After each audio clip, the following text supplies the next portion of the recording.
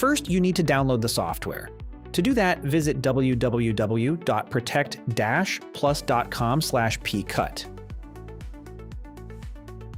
On this website, you can find all the necessary information, along with the PCUT software file.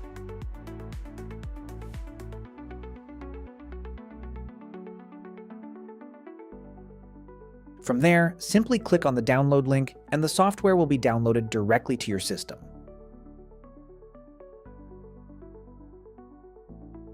Once the file is downloaded, double-click on it to begin the installation process.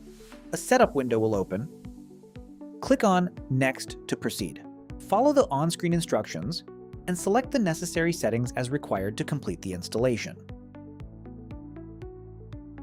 After the installation is complete, open the PCUT software. When you launch it for the first time, an unzipping window will appear. Once that process is finished, the login page will be displayed.